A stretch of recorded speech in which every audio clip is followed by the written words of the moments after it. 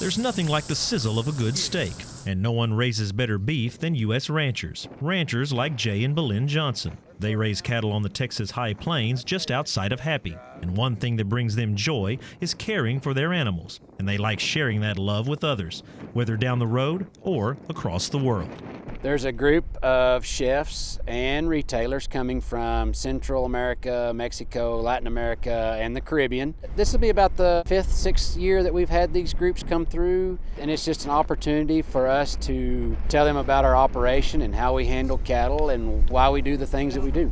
As the Panhandle sun was setting, buses unloaded. About 30 men and women from as close as Mexico and as far off as the Caribbean gazed at the Johnson's Red Angus herd.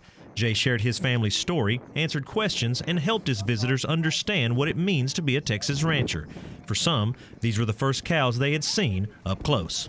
In St. Lucia, we do things differently. Like I said, we have our small cattle, but this is big. This is really, really big. And this is the first time I've ever get so close to a big cow. I was a little afraid in the beginning, but now I'm a lot better. So coming out here gave me that exposure. It's really interesting because I was able to meet the farm owners, the people who are really passionate about this business. In this quiet pasture south of Amarillo, an unspoken truth was told: the need for people around the world to work together. That's one thing that makes trade so important. We can mutually benefit from each other. It's impossible to grow enough cattle in the U.S. to feed our hamburger-loving culture, so beef from other nations is needed for that demand.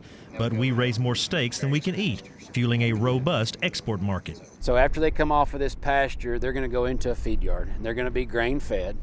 And we're the only country in the world right now, there's some small exceptions in some spots around, but really we're the only country in the world that does grain feeding of our beef. And so we have a better quality and a better flavor, and that's demanded around the world. There are parts of the cow that we don't normally eat in this country that would otherwise be wasted. Things like tongue, intestines, and kidneys. And there's a market for those around the world.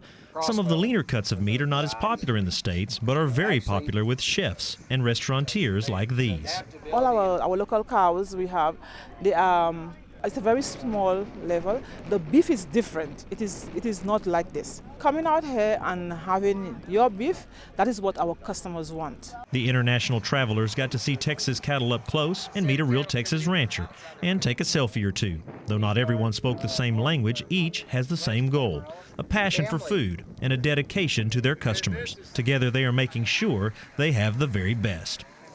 For TFB News, Ed Wolf, Happy.